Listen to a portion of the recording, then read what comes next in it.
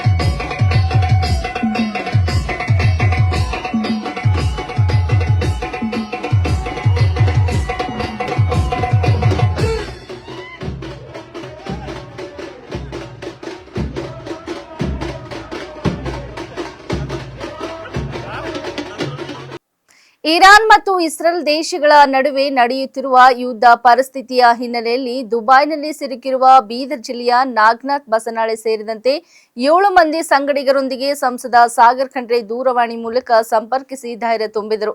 ದುಬೈನಲ್ಲಿ ತಾತ್ಕಾಲಿಕವಾಗಿ ಉಳಿದುಕೊಂಡಿರುವ ನಾಗನಾಥ್ ಬಸನಾಳೆ ಹಾಗೂ ಅವರ ಜೊತೆಗಿರುವವರು ಸುರಕ್ಷಿತವಾಗಿದ್ದಾರೆ ಎಂಬ ಮಾಹಿತಿ ಲಭಿಸಿದೆ. ಯುದ್ಧದ ಪರಿಣಾಮವಾಗಿ ವಿಮಾನ ಸಂಚಾರ ಮತ್ತು ಪ್ರಯಾಣ ವ್ಯವಸ್ಥೆಯಲ್ಲಿ ವ್ಯತ್ಯಯ ಉಂಟಾದ ಹಿನ್ನೆಲೆಯಲ್ಲಿ ಅವರು ಅಲ್ಲೇ ಸಿಲುಕಿರುವುದಾಗಿ ತಿಳಿದು ಬಂದಿದೆ. ಈ ಹಿನ್ನೆಲೆಯಲ್ಲಿ ಸಂಸದ ಸಾಗರ್ ಖಂಡ್ರೆ ಅವರು ಅವರೊಂದಿಗೆ ಮಾತನಾಡಿ ಯಾವುದೇ ಆತಂಕಕ್ಕೆ ಒಳಗಾಗದೆ ಶಾಂತಿಯುತವಾಗಿ ಹಾಗೂ ಧೈರ್ಯದಿಂದ ಇರಲು ಸಲಹೆ ನೀಡಿದರು. ಆದಷ್ಟು ಬೇಗ ಅವರನ್ನು ಸುರಕ್ಷಿತವಾಗಿ ಸ್ವದೇಶಕ್ಕೆ ಮರಳಿ ತರಲು ರಾಜ್ಯ ಮತ್ತು ಕೇಂದ್ರ ಸರ್ಕಾರಗಳು ಎಲ್ಲಾ ರೀತಿಯ ಪ್ರಯತ್ನಗಳನ್ನು ಮಾಡುತ್ತಿವೆ ಎಂದು ಭರವಸೆ ನೀಡಿದರು. ಇದೇ ವೇಳೆ ಸಂಬಂಧಿತ ಅಧಿಕಾರಿಗಳೊಂದಿಗೆ ನಿರಂತರ ಸಂಪರ್ಕದಲ್ಲಿದ್ದು ಅಗತ್ಯ ಸಹಾಯ ಹಾಗೂ ಮಾರ್ಗದರ್ಶನ ನೀಡಲಾಗುತ್ತದೆ ಎಂದು ತಿಳಿಸಿದರು. ಕುಟುಂಬದವರು ಸಹ ಆತಂಕ ಪಡಬಾರದು, ಸರ್ಕಾರದ ಮಟ್ಟದಲ್ಲಿ ಎಲ್ಲಾ ಕ್ರಮಗಳನ್ನು ಕೈಗೊಳ್ಳಲಾಗುತ್ತಿದೆ ಎಂದು ಸಂಸದರು ಸ್ಪಷ್ಟಪಡಿಸಿದರು. ನಿಮಗೆ ವಾಟ್ಸ್ಆಪ್ ಮುಖಾಂತರ ನಾ ಟ್ರೈ ಮಾಡ್ಲತ್ತಿತ್ತು, ನಿಮಗೆ ಫೋನ್ ಹಚ್ಲತ್ತಿದ್ದಿಲ್ಲ. ರಮೇಶ್ ಮಾಸಿ ಮಾಡಿ ಮಾಮ ನಿನ್ನೆ ನಿಮ್ ನಂಬರ್ ಕಳಿಸಿದ್ರು.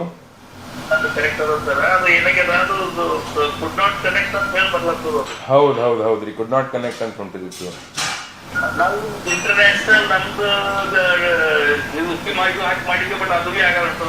ಈಗ ಸರ್ ಎಲ್ಲಿದ್ರಿ? ಈಗ ನೀವು ದುಬೈ ಹೋಟೆಲ್ದಲ್ಲೇ ಇದ್ರಿ?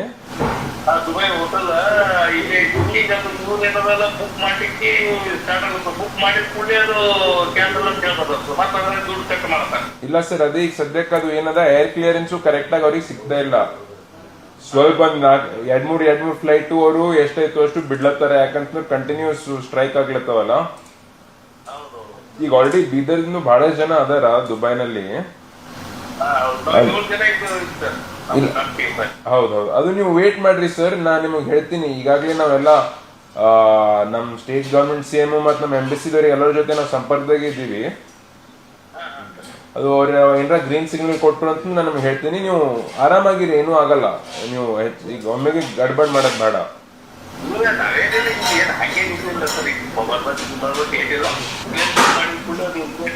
ಬುಕ್ ಮಾಡ್ತಾರೆ, 2-3 ತಾಸು ತೆಗೆದ್ರೆ ಕ್ಯಾನ್ಸಲ್ ಆಗ್ತಾರೆ. ಅದು ಟ್ಯಾಕ್ಸ್ ಕಟ್ ಮಾಡಿ ನಮಗೆ ಮಾತ್ರ. ಏರ್ಲೈನ್ಸ್ ಏನ್ರಿ? ಎಕ್ಸ್ಪ್ರೆಸ್. ಓಕೆ ಸರ್, ಅವೆಲ್ಲ ರೀಫಂಡ್ ಆಗ್ತಾವ. ಅವೆಲ್ಲ ರೀಫಂಡ್ ಮಾಡ್ಸ್ಲಕ್ ಹಚ್ಚೋಣ. ನಾನ್ ನಿಮಗೆ ಹೇಳ್ತೀನಿ. ನಾನು ಮತ್ತೊಂದ್ಸಲ ಅವ್ರ ಜೊತೆ ಎಂಬಸಿ ಜೊತೆ ನಾ ಸಂಪರ್ಕನಾಗಿದ್ದೀನಿ. ನಂಗೆ ಏನ್ರ ಆಯ್ತು ಅಂತ ನಾನು ನಿಮ್ಗೆ ಇಮಿಡಿಯೇಟ್ಲಿ ಹೇಳ್ತೀನಿ. ಈಗ ಸದ್ಯಕ್ಕೆ ಹಂಗೇನಲ್ಲಿ ಸಮಸ್ಯೆ ಅಂತ ಏನಿಲ್ಲ ಅಲ್ಲ ದುಬೈದಲ್ಲಿ ನೀವು ಇರತ್ತೆ? ನೋಡ್ರಿ, ಏನಿಲ್ಲ, ಊಟ ಮಾಡ್ತೀವಿ, ಟಿಫಿನ್ ಮಾಡ್ಕೊತೀವಿ, ಏನಿಲ್ಲ ಪ್ರಾಬ್ಲಮ್. ಬಟ್ ತುಂಬಾ ಡೇ ಬೈ ಡೇ ಎಕ್ಸ್ಪೆನ್ಸಸ್ ಇದೆ. ಹೋಟೆಲ್ 6,400 ಪ್ಲಸ್ ಊಟಕ್ಕೂ 900 ಊಟಕ್ಕೂ 900. ಹಾ ಸರ್. ಅದು ಅವ್ರಿಗೆ ಅದು ದಿರಾಮಲ್ಲ, ದಿರಾಮು ಕಡಿಮೆ ಇರುತ್ತೆ, 35. ನಮ್ಗೆ 900 ರೂಪಾಯಿ. ಇಲ್ಲ ಹೌದು, ಇಲ್ಲ ಕರೆಕ್ಟ್ ಅದ ರೀ, ಅದು ಕರೆಕ್ಟ್. ಅದಕ್ಕೆ ಆಕ್ಟರ್ ಮತ್ತೆ ನೀವು ಯಾರು ಮಾಡ್ಕೊಡ ಹಾಗೇನಾದ್ರೆ ಮಾಡಿ ಕೆಲವರಿಗೆ ಹೇಳ್ರಿ, ನಾ ಅದಕ್ಕೆ ಆಯ್ತು ಸರ್. ನಾನು ಅಡ್ಮಿನಿಸ್ಟ್ರೇಷನ್ ಜೊತೆ ನಾನು ಟಚ್ ನಾಗಿದ್ದೀನಿ. ನಾ ಮತ್ತೊಂದ್ಸಲ ನಾನು ನಿಮಗೆ ಹೇಳ್ತೀನಿ ಹೆಂಗ್ ಮಾಡ್ಬೇಕು ಅಂತಂಬೋದು, ನಾ ಅವ್ರಿಗೆ ಮಾತಾಡಿ. ಆಯ್ತು ಸರ್. ಓಕೆ, ನಮಸ್ತೆ. ವಿವಿಧ ನಿಗಮಗಳ ಗಂಗಾ ಕಲ್ಯಾಣ ಯೋಜನೆ ಅಡಿಯಲ್ಲಿ ಆಯ್ಕೆಯಾದ ಭಾಲ್ಕಿ ತಾಲೂಕಿನ ರೈತ ಫಲಾನುಭವಿಗಳಿಗೆ ಮೋಟಾರ್ ಪೈಪ್ ಸೇರಿದಂತೆ ಇತರ ಅಗತ್ಯ ಕೃಷಿ ಸಾಮಗ್ರಿಗಳನ್ನು ಜಿಲ್ಲಾ ಉಸ್ತುವಾರಿ ಸಚಿವ ಈಶ್ವರ್ ಖಂಡ್ರೆ ವಿತರಿಸಿದರು.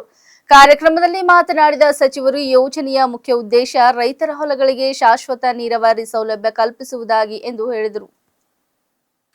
ನೀರಿನ ಕೊರತೆಯಿಂದ ಸಂಕಷ್ಟದಲ್ಲಿರುವ ರೈತರಿಗೆ ಗಂಗಾ ಕಲ್ಯಾಣ ಯೋಜನೆ ಮಹತ್ವದ ನೆರವಾಗಲಿದೆ. ಯೋಜನೆಯ ಸದುಪಯೋಗ ಪಡೆದುಕೊಂಡು ರೈತರು ಕೃಷಿ ಉತ್ಪಾದನೆಯನ್ನು ಹೆಚ್ಚಿಸಿಕೊಳ್ಳಬೇಕು ಎಂದು ಅವರು ತಿಳಿಸಿದರು. ರಾಜ್ಯ ಸರ್ಕಾರ ರೈತರ ಆರ್ಥಿಕ ಸ್ಥಿತಿ ಬಲಪಡಿಸಲು ಹಲವು ಅಭಿವೃದ್ಧಿ ಯೋಜನೆಗಳನ್ನು ಜಾರಿಗೆ ತಂದಿದ್ದು, ರೈತರ ಅಭಿವೃದ್ಧಿಯೇ ಸರ್ಕಾರದ ಪ್ರಮುಖ ಆದ್ಯತೆ ಎಂದು ಸಚಿವರು ಒತ್ತಿ ಹೇಳಿದರು. ರೈತರು ಸ್ವಾವಲಂಬಿಗಳಾಗಿ ಉತ್ತಮ ಜೀವನ ಮಟ್ಟ ಸಾಧಿಸಲಿ ಎಂಬುದು ಸರ್ಕಾರದ ಆಶಯವಾಗಿದೆ ಎಂದು ಹೇಳಿದರು. ನಗರದ ಶಹಾಪುರ್ ಗೇಟ್ ಸಮೀಪ ಮಾದಕ ವಸ್ತುಗಳ ಅಕ್ರಮ ಮಾರಾಟ ನಡೆಯುತ್ತಿದೆ ಎಂಬ ಖಚಿತ ಮಾಹಿತಿಯ ಮೇರೆಗೆ ಬೀದರ್ ಮಾರ್ಕೆಟ್ ಪೊಲೀಸ್ ಠಾಣೆ ಅಧಿಕಾರಿಗಳು ದಾಳಿ ನಡೆಸಿ 3 ಆರೋಪಿಗಳನ್ನು ಬಂಧಿಸಿದ್ದಾರೆ. ಬಂಧಿತರು ಮಾದಕ ದ್ರವ್ಯ ಹಾಗೂ ನಿಷೇಧಿತ ಮಾತ್ರೆಗಳನ್ನು ಮಾರಾಟ ಮಾಡುತ್ತಿದ್ದರು ಎಂದು ಪೊಲೀಸ್ ಮೂಲಗಳು ತಿಳಿಸಿವೆ. ದಾಳಿಯ ವೇಳೆ ಸುಮಾರು 100 ಕಫ್ ಸಿರಪ್ ಬಾಟಲಿಗಳು ಹಾಗೂ 4800 ಮಾತ್ರೆಗಳನ್ನು ಜಪ್ತಿ ಮಾಡಲಾಗಿದೆ. ಜಪ್ತಿಯಾದ ವಸ್ತುಗಳ ಒಟ್ಟು ಮೌಲ್ಯ ಸುಮಾರು 60,000 ರೂಪಾಯಿ ಎಂದು ಅಂದಾಜಿಸಲಾಗಿದೆ. ಇದಲ್ಲದೆ ಆರೋಪಿಗಳ ಬಳಿಯಿದ್ದ 2 ಬೈಕ್ಗಳನ್ನು ಸಹ ಪೊಲೀಸರು ವಶಪಡಿಸಿಕೊಂಡಿದ್ದಾರೆ. ಬಂಧಿತ ಆರೋಪಿಗಳನ್ನು ನ್ಯಾಯಾಂಗ ಬಂಧನಕ್ಕೆ ಒಪ್ಪಿಸಲಾಗಿದ್ದು, ಈ ಸಂಬಂಧ ಬೀದರ್ ಮಾರ್ಕೆಟ್ ಪೊಲೀಸ್ ಠಾಣೆಯಲ್ಲಿ ಪ್ರಕರಣ ದಾಖಲಾಗಿದೆ. ಮಾದಕ ವಸ್ತುಗಳ ವಿರುದ್ಧ ಪೊಲೀಸ್ ಇಲಾಖೆ ಕಟ್ಟುನಿಟ್ಟಿನ ಕ್ರಮ ಮುಂದುವರಿಸುವುದಾಗಿ ಅಧಿಕಾರಿಗಳು ತಿಳಿಸಿದ್ದಾರೆ. ಹೈದರಾಬಾದಿಂದ ಈ ರೀತಿ ಕಾಫ್ ಸಿರಪ್ಗಳನ್ನು, ಪೇನ್ ಕಿಲ್ಲರ್ ಟ್ಯಾಬ್ಲೆಟ್ಗಳನ್ನು, ಮಾದಕ ವಸ್ತುಗಳಾಗಿ ಯೂಸ್ ಮಾಡುವಂಥ ಈ ಮೆಡಿಕಲ್ ಟ್ಯಾಬ್ಲೆಟ್ಗಳನ್ನು ಸಾಗಣೆ ಮಾಡುತ್ತಾ ನಮ್ಮ ಪೊಲೀಸರ ವಶಕ್ಕೆ ಸಿಕ್ಕಿದ್ದಾರೆ. ಈ ರೀತಿ ಕಾಫ್ ಸಿರಪ್ ಸುಮಾರು 100 ಬಾಟಲ್ಸ್ ಕಾಫ್ ಸಿರಪ್ಪನ್ನು ಬೀದರ್ ಯುವಕರಿಗೆ ಮಾರಾಟ ಮಾಡಬೇಕನ್ನೋ ದುರುದ್ದೇಶದಿಂದ 3 ಆರೋಪಿಗಳು 2 ಬೈಕ್ಗಳ ಮೇಲೆ ಹೋಗ್ತಿರುವಾಗ ನಮ್ಮ ಪೊಲೀಸರು ಯಶಸ್ವಿಯಾಗಿ ಅವರನ್ನು ಹಿಡಿದಿದ್ದಾರೆ. ಸುಮಾರು 4800 ಟ್ಯಾಬ್ಲೆಟ್ಗಳು, ಪೇನ್ ಕಿಲ್ಲರ್ ಟ್ಯಾಬ್ಲೆಟ್ಗಳು ಪ್ಲಸ್ ಒಂದು 100 ಕಾಫ್ ಸಿರಪ್ಗಳು ನಮ್ಮವರು ಜಪ್ತಿ ಮಾಡಿದ್ದಾರೆ. ಇನ್ನು 3 ಆರೋಪಿಗಳನ್ನು ಜೈಲಿಗೆ ಕಳಿಸಿದ್ದಾರೆ. ಈ ಹಿಂದೆ ಕೂಡ ನಾವೊಂದು ಕೇಸ್ ಮಾಡಿದ್ದೇವೆ. ಈ ವರ್ಷದಲ್ಲಿ ಇದು 3ನೇ ಕೇಸು. ಬೀದರ್ ಪೊಲೀಸರಾಗಿ ನಾವು ಎಚ್ಚರಿಕೆ ನೀಡ್ತಾ ಇದ್ದೇವೆ. ಈ ರೀತಿ ಡ್ರಗ್ಸ್ ದಂಧೆಯಲ್ಲಿ ತೊಡಗಿಸಿಕೊಂಡು ಬೀದರ್ ಯುವಕರನ್ನು ಹಾಳು ಮಾಡಬೇಕಂತ ದುರುದ್ದೇಶವನ್ನು ಇಟ್ಕೊಳ್ಳುವ ಎಲ್ಲ ಕ್ರಿಮಿನಲ್ಸ್ಗೂ ನಾವು ಎಚ್ಚರಿಕೆ ನೀಡ್ತಾ ಇದ್ದೇವೆ. ಬೀದರ್ ಜಿಲ್ಲೆಯಲ್ಲಿ ಈ ರೀತಿ ನಾರ್ಕೋಟಿಕ್ಸ್ಗೆ ಯಾವುದೇ ರೀತಿ ಆಸ್ಪದ ಇಲ್ಲ ಅಂತ ಹೇಳ್ತಾ ಇದ್ದೇನೆ. ಮಧ್ಯಪ್ರಾಚ್ಯ ಸಂಘರ್ಷದಿಂದಾಗಿ ವಿಮಾನಯಾನ ಕಾರ್ಯಾಚರಣೆಗೆ ಅಡ್ಡಿಯಾಗಿದ್ದರಿಂದ ಬುಧವಾರ ಕೆಂಪೇಗೌಡ ಅಂತಾರಾಷ್ಟ್ರೀಯ ವಿಮಾನ ನಿಲ್ದಾಣದಲ್ಲಿ ಸುಮಾರು 34 ಅಂತಾರಾಷ್ಟ್ರೀಯ ವಿಮಾನಗಳು ರದ್ದಾಗಿವೆ ಎಂದು ಅಧಿಕಾರಿಗಳು ತಿಳಿಸಿದ್ದಾರೆ. ಬೆಂಗಳೂರು ವಿಮಾನ ನಿಲ್ದಾಣದಲ್ಲಿ ಮಾರ್ಚ್ 4ರಂದು ವಾಯು ಪ್ರದೇಶ ನಿರ್ಬಂಧಗಳಿಂದಾಗಿ 18 ಆಗಮನ ಮತ್ತು 16 ನಿರ್ಗಮನ ವಿಮಾನಗಳು ರದ್ದಾಗಿವೆ ಎಂದು ವಿಮಾನ ನಿಲ್ದಾಣದ ಅಧಿಕಾರಿಯೊಬ್ಬರು ತಿಳಿಸಿದ್ದಾರೆ. ಈ ರದ್ದತಿಯಿಂದ ಅಬುಧಾಬಿ, ರಿಯಾದ್, ಜೆಡ್ಡಾ, ದಮಾಮ್, ದುಬೈ ಮತ್ತು ದೋಹಾ ಸೇರಿದಂತೆ ಪಶ್ಚಿಮ ಏಷ್ಯಾದ ನಗರಗಳೊಂದಿಗೆ ಬೆಂಗಳೂರನ್ನು ಸಂಪರ್ಕಿಸುವ ಹಲವು ಪ್ರಮುಖ ಅಂತಾರಾಷ್ಟ್ರೀಯ ವಿಮಾನಗಳ ಮೇಲೆ ಪರಿಣಾಮ ಬೀರಿದೆ.